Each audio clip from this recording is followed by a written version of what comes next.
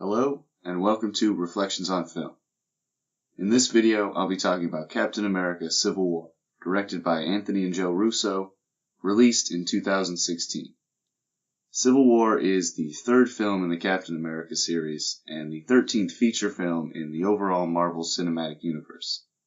It's one of my favorite Marvel movies, and part of that's because it's a really fun summer blockbuster filled with characters I've grown up loving my whole life. But beyond that, I also think it's a really well put together movie that takes advantage of its audience's expectations to deliver a story that's satisfying both on a visceral and an emotional level. I think the film's real strength lies in how the filmmakers set up their audience to expect a certain series of events to unfold. Then they subvert those expectations and ultimately deliver an unexpected payoff, which sort of recontextualizes the entire initial setup. What I'm really describing here is the basic formula for a twist. We think we're watching one movie, but suddenly the filmmakers pull the rug out from under us to reveal a totally different story has been taking place all along. What's impressive about successfully executing this sort of twist is that the filmmakers essentially have to create two stories which overlap for a large part of both stories' runtimes. To get an idea of what I'm talking about, let's take a look at one of the most famous twists in film history, The Sixth Sense. First, the filmmakers have to set up the audience to think one story is unfolding. In The Sixth Sense, we're led to believe the story is about a down-on-his-luck psychologist trying to help a boy deal with strange supernatural powers. Next, the filmmakers have to twist the story at a certain point, leading to new and unexpected results. In The Sixth Sense, this happens when we find out that Bruce Willis is actually dead, and he's one of the spirits that the boy must help find peace in the afterlife. However, in order for the audience to accept this sort of twist, everything that's been part of the initial setup must also make sense, and if possible, help set up the twist once it's revealed. In essence, one story has to do the job of two. In The Sixth Sense, we see many scenes in the opening portion of the film which seem to support the initial setup, but after knowing the twist, these scenes are recontextualized and given new meaning, which now serve to support the twist. So that's a famous example of a film subverting expectations with a twist, and Civil War does something similar. First, let's talk about what the filmmakers are initially setting up the audience to expect in the film by breaking down the overarching plot. The Avengers' methods are called into question when their actions lead to the accidental deaths of many innocent people. There are wide-scale calls for oversight due to these casualties, which eventually lead to a difference of opinion between two of our heroes, Steve Rogers and Tony Stark. However, that difference of opinion explodes into full-blown physical confrontation when a mysterious villain unleashes a plot to retrieve a weapon he believes will be powerful enough to destroy the Avengers once and for all. On the surface, this seems like a pretty traditional sort of action story. We have two heroes driven apart by their ideologies and pushed into conflict by some evil outside force. In most stories like this, by the end of the film, we'll see our heroes overcome their differences, learn from one another, and in the process grow strong enough to defeat the enemy that drove them apart in the first place. Because these action film tropes are so common, when the audience recognizes this sort of traditional story taking place in Civil War, we're unconsciously being set up to expect a certain outcome. Because Steve Rogers and Tony Stark are both heroes, we expect that by the end of the film they'll be reunited. Bucky's innocence will be revealed, and our heroes will team up to defeat Zemo's squadron of brainwashed Winter Soldier clones. So that's the story we're set up to believe is taking place throughout most of Civil War. But that isn't how things play out. In a scene where Steve, Tony, and Bucky confront Zemo near the end of the film, the twist is revealed, and the final act of the film plays out in a way that is unexpected while managing to be both action-packed and emotionally gripping.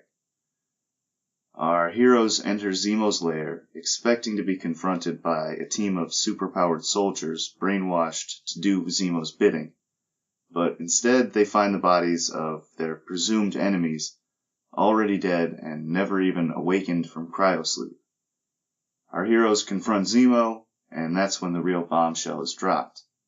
Zemo doesn't want to physically destroy the Avengers. His plan is to create an emotional rift in the team, to drive them apart by playing on their psychological weaknesses. He reveals his ultimate weapon isn't a team of super soldiers, but the revelation that Bucky assassinated Tony's parents, and Steve had some knowledge of this, which he hid from Tony in order to protect Bucky. As a fan of big-budget action movies, especially comic book movies, the first time I saw Civil War, I was pretty blown away by this scene. The idea that a comic book movie could deliver so much action throughout its entire runtime, and end up delivering such an emotional and character-driven climax was just something I didn't expect. And I think the Russos did a really good job of setting me up to feel that way. Throughout the film, many scenes are designed to serve a dual purpose. I think the most effective scenes for me in terms of this dual role are the flashback scenes to the night that Bucky actually killed Tony's parents. The first scene of the film is one of these flashbacks, and it immediately draws our attention to the night of the assassination without actually telling us that it's the night that Tony's parents died. This pushes the viewer to question the significance of the scene. What is the Winter Soldier's mission, and why is this night important? Later, it's revealed that the Winter Soldier was retrieving experimental super soldier serum, and this revelation leads the audience to believe that the earlier flashbacks are there to set up Zemo's plan of awakening his own superpowered army. But after the twist is revealed, those scenes serve a different purpose. They now act to build up the reveal that the Winter Soldier is the one who assassinated Tony's parents. And the scenes showing a young Tony Stark's final interactions with his parents now serve not as general character development for one of our heroes, but as motivation for the unexpected climax, which follows the revelation of Zemo's true plan. So we've talked about the setup and the scene where the Russos subvert our expectations with a twist. Now let's talk about the unexpected payoff that we get at the end of Civil War. Upon learning that his parents were killed by Bucky and that Steve hid the details of their deaths from him, Tony succumbs to his rage, and an epic battle between Tony, Steve, and Bucky is what follows, resulting in Steve and Bucky escaping as fugitives and Tony returning to Stark Tower to try and pick up the pieces of a team torn apart by Zemo, who is ultimately victorious, having achieved his goal of tearing the Avengers apart.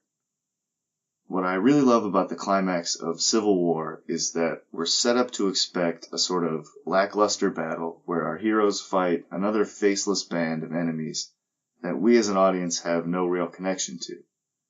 Instead, what we get is a really emotional fight that is just as action-packed and visually stunning as a traditional ending to this story would be, but ends up being even more satisfying because we care about these characters and understand why they're at odds with one another. And what's even more impressive is that the Russos achieved this twist within one of the biggest franchises of all time that is full of beloved characters, and they did it without betraying anything we've come to learn about these characters in any of the preceding movies. Captain America Civil War is a really fun movie, but I think the effective subversion of my expectations makes it stand out from most big-budget action films. And this same formula of setup, subversion, and unexpected payoffs is at the heart of all three of the Russo-led Marvel films that have been released at this point. The Winter Soldier is set up to be a typical espionage thriller where our hero roots out an enemy faction in his organization. But what we get was our hero making the difficult decision of bringing down both institutions to truly eliminate the influence of the threat.